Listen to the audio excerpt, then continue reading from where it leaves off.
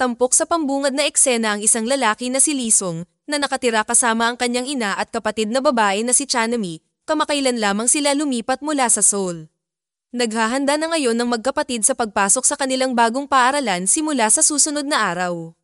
Si Lee Sung ay papasok sa isang puro lalaki na institusyon, habang si Chanami ay papasok sa isang puro babae na paaralan.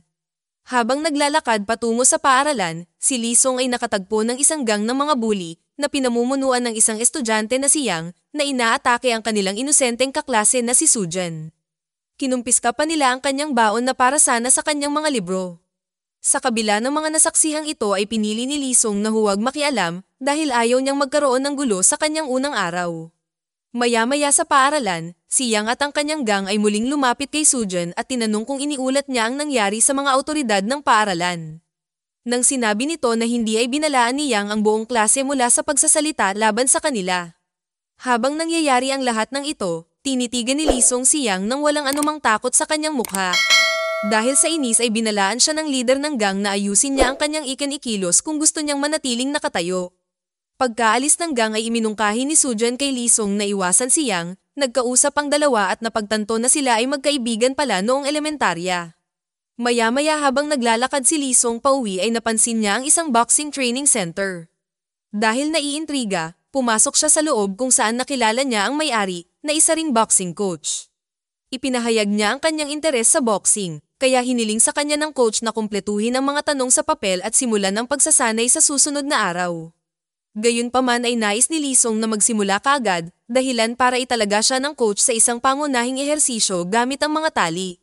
Kinagabihan ay nag-aalala si Lee Sung dahil hindi pa umuwi ang kanyang kapatid. Tumawag siya sa kanyang kapatid para tanungin kung nasaan siya ngunit hindi nito pinapansin ang kanyang pag-aalala at patuloy na nagsasaya kasama ang kanyang bagong kasintahan sa isang club. Sa inis ay nagpa siya si Lee Sung na lumabas upang hanapin ang kanyang kapatid at habang naglalakad siya ay nadatnan niya si Yang at ang kanyang kaibigan na nagsasaya kasama ang kanilang mga kasintahan. Inanyayahan siya ni Yang na sumama sa kanila at tinanong ang kanyang pangalan. Nang magpakilala si Lee Sung ay agad siyang naalala ni Yang bilang kanyang kaibigan noong bata pa sila. Pagkatapos ay tinanong siya ng leader ng gang tungkol sa kanyang mga magulang, kung saan sinagot ni Lee Sung na pinatay ng kanyang ama ang kanyang sarili matapos mabangkarote. Sa kabila ng nakakalungkot na balitang ito ay nagsimula siyang pagtawanan ng mga bully na nag-joke sa kanya na maging hindi komportable at umalis na lamang. Pagkaraan ng ilang sandali, nakita ni Lee Sung ang kanyang kapatid kasama ang kanyang nobyo kaya pinauwi niya ito agad. Kinabukasan pagkatapos ng klase, inimbitahan ni Lee Sung si Sujan sa kanyang lugar upang tulungan siyang mag-aral ng matematika gayunpaman, nainip sila at nagpa siya silang kumain muna. Habang kumakain ay tinanong ni Sujan ang dahilan kung bakit gustong-gusto niyang mag-aral ng matematika, na sinagot ni Lee Sung na iyon ang kagustuhan ng kanyang ama. Sa ibang lugar, si Yang at ang kanyang mga kaibigan ay makikita na nagsasaya sa isang bar, ngunit ang kanilang masayang oras ay ginulo ng isang grupo ng mga senior na estudyante na pinamumunuan ng kalbo na si Chunhil. Sa takot ay agad na umatras si Yang at ang kanyang mga kaibigan dahil ayaw nila ng gulo. Kinabukasan sa paaralan ay muling ginulo ng mga miyembro ng gang ni Yang si Sujan, ngunit nang kukunin na nila ang kanyang pera ay pumasok si Lee Sung at hiniling sa kanila na umalis. Ang mga bully ay nagpatuloy sa pag-atake kay Lee Sung, ngunit ang ating bida ay nagawa silang talunin hanggang sa makialam si Yang. Nagbigay siya ng isang huling babala na sinasabihan si Lee Sung na huwag manghimasok sa kanyang negosyo, kung hindi ay gagawin niyang impyerno ang lugar na ito para sa kanya. Pagkaalis ng gang ay nilapitan si Lee Sung ng isa pang estudyante na si Sangwon na pinupuri ang kanyang katapangan at sinabi nito na ito ang unang pagkakataon na may tumindig laban sa mga bully. Sa ibang lugar, pinagalitan ni Yang ang kanyang mga miyembro dahil sa nakakahiya nilang pagkatalo. Iminungkahi ng isa sa kanyang mga kaibigan na gumanti sila kay Lee Sung upang mapanatili ang karangalan ng kanilang gang, gayunpaman ay nananatiling tahimik si Yang, marahil dahil ayaw niyang kumilos ng hindi nag-iingat. Pagkatapos ng klase ay naglalakad si Lee Sung pauwi nang muli siyang lapitan ni Sangwon at ng kanyang kaibigan na si Hak, inanyayahan nila siya sa isang pagdiriwang para sa kanyang katapangan. Pagkatapos magsaya ng ilang oras sa isang restaurant ay dinala sila ni Lee Sung sa gym. Habang naruroon ay ibinunyag niya sa kanila na talagang natatakot siya kay Yang dahil palagi siyang binubuli nito noong bata pa sila gayunpaman, tiniyak sa kanya ni Sangwon at Hak na hindi na siya mahina at tiyak na makakaya na niyang talunin si Yang.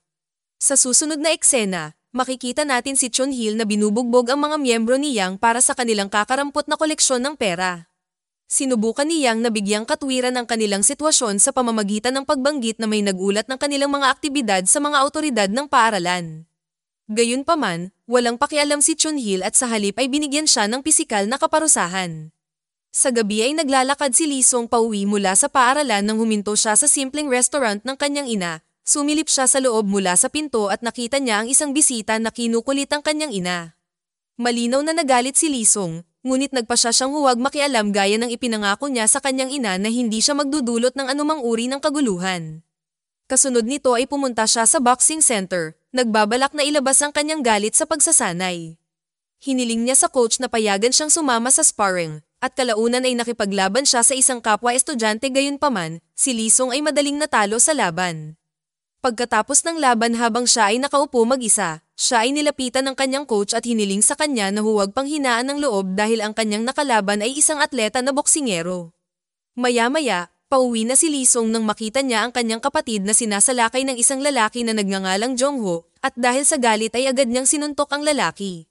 Gayunpaman ay sinigawan siya ni Chanami para sa pakikialam sa kanyang buhay. Ipinahayag nito ang kanyang inis tungkol sa kung paano niya kinokontrol ang kanyang buhay tulad ng ginagawa ng kanilang ama. Kinabukasan ay tinarget ni Yang at ng kanyang grupo ang isang mayaman na estudyante at humingi ng pera sa kanya. Dahil dito, ang inosenteng lalaki ay nagnakaw ng pera mula sa wallet ng kanyang ina at ibinigay ito sa gang. Samantala, inanyayahan ni Sangwon at Hak si Lisong na huwag pumasok sa klase at manigarilyo sa likod ng paaralan. Sa panahong ito ay tinanong sila ni Lisong kung saan nanggaling si Jongho, na kinilala nila bilang isang nangungunang bully mula sa ibang paaralan. Pagkatapos ay isiniwalat ni Lisong kung paano niya ito sinuntok kagabi dahil sa pananakit sa kanyang kapatid. Si Sangwon at Hak ay namangha sa kanyang katapangan at hinihikayat siyang panatilihin ito. Pagkatapos ng mga klase habang pauwi si Lisong, nilapitan siya ng kasintahan ni Yang na si Haijin, na inalok siya na maglakad sila pauwi ng magkasama. Sumang-ayon ang huli, ngunit hindi nagtagal ay nakasalubong nila si Yang at ang kanyang barkada. Galit na galit si Yang na makita ang kanyang kasintahan kasama si Lisong, kaya tinawag niya ito at hinalikan sa harap ng lahat. Mukhang sinadya niya ito para ilayo si Lisong sa kanyang babae. Isang hapon habang naglalakad sa isang eskinita, biglang hinarang si Lisong ng isang grupo ng mga bully mula sa ibang paaralan. Agad nilang inilunsad ang mga pag-atake sa kanya para gumanti sa ginawa niya kay Jongho noong nakaraan.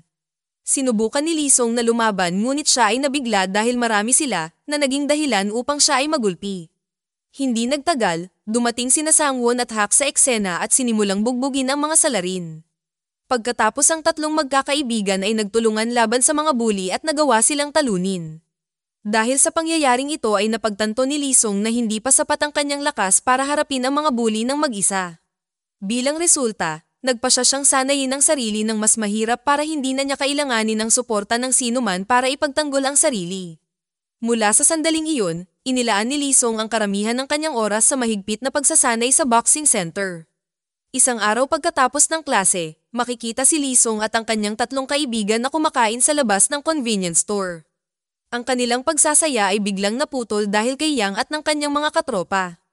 Ipinahayag ni Yang ang kanyang pagkadismaya kay Lisong, na sumikat dahil sa kanyang katapangan laban sa mga bully. Sinubukan ni Sangwon na makipagtalo, ngunit ang galit na si Yang ay ibinato ang inumin sa kanyang mukha. Sa kabila ng kaguluhang ito ay pinili ni Lisong na huwag lumaban at lumayo, kasama ang kanyang mga kaibigan. Nang maglaon, habang sila ay nakaupo sa isa pang restaurant, tinalakay ng grupo ang mga estratehiya para mapabagsak ang mga bully. Gayunpaman, mukhang hindi interesado si Lisong sa lahat ng ito, na nagunjok sa kanya na umalis.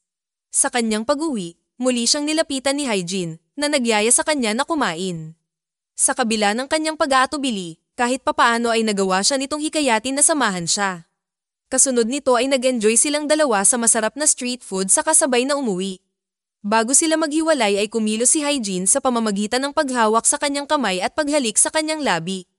Nang tanungin kung bakit niya ginawa iyon ay sinabi ni Haijin na nagsimula na siyang magkagusto sa kanya. Gayunpaman, hindi gaanong pinansin ni Lisong ang kanyang mga sinabi at umalis na lamang. Dumaan siya sa restaurant ng kanyang ina at napansin niyang ginugulo na naman siya ng parehong lalaki. Hindi na ito kayang tiisin ni Lisong kaya hinintay niyang lumabas ang customer. Pagkatapos ay sinundan niya ang lalaki sa isang eskinita at binugbog ito na naging sanhi ng pagkawala ng malay ng lalaki. Nang sumunod na araw, bigla na lang hinarap ni Sangwon at Hak ang gang ni Yang sa bakuran ng paaralan. Di nagtagal ay nagkaroon ng away sa pagitan ng dalawang partido na nagresulta sa kaguluhan. Samantala, si Yang ay nakikipag-usap kay Hyejin sa telepono na gustong wakasan ang relasyon sa kanya.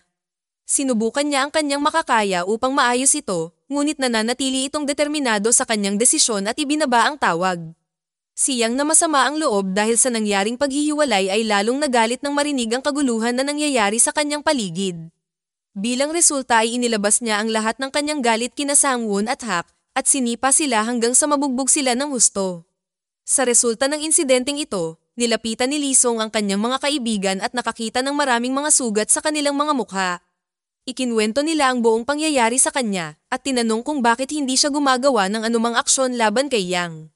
Nagtatanong pa sila kung natatakot siya, ngunit nananatiling tahimik si Lee Sung. Sa ibang lugar, si Sujan ay pinaligiran muli ni Yang at ng kanyang gang sa isang kalye at sinimulan nila siyang bugbugin dahil lang sa kaibigan siya ni Lee Sung. Ginulpi siya ng mga ito kaya dinala siya sa ospital. Nang malaman ito ni Lee Sung, Sangwon at Hak, ay agad silang pumunta sa ospital upang makita ang kanilang kaibigan. Sa kabila ng matinding pinsala, ngumiti si Sujan at tiniyak sa kanila na gagaling siya sa lalong madaling panahon. Ngayon, ang galit ni Lee Sung ay umabot na sa limitasyon nito kaya nagpa siya siyang wakasan ang siklo ng karahasan para sa lahat. Kasunod nito ay hinarap ni Lee Sung kasama ng kanyang mga kaibigan hanggang sa bakuran ng paaralan. Hinamon niya sila sa isang away na agad namang tinanggap ni Yang. Hindi nagtagal, isang matinding labanan ang naganap sa pagitan ng dalawang partido. Si Lee Sung ay nakibahagi sa isang one-on-one na tunggalian kay Yang, habang sina Sangwon at Hak ay nakaharap sa iba pang miyembro ng gang. Matapos makipaglaban ng buong lakas, si Lee Sung at ang kanyang mga kaibigan ay tuluyang nagtagumpay at natalo sila. Kumalat sa buong paaralan ang balita na natalo ang buong gang, at sa sandaling ito ay narinig ito ni Chunhil kaya tinipon niya ang kanyang grupo at tumungo sa paghahanap kay Lee Sung. Nang malaman ito ni Sujan ay nagmamadali siyang tumakbo papunta sa kanyang mga kaibigan at binalaan sila tungkol sa napipintong banta. Gayunpaman, ang ating mga bida ay hindi na natatakot, handa silang harapin ang lahat ng mga bully na gumugulo sa kanilang mapayapang buhay.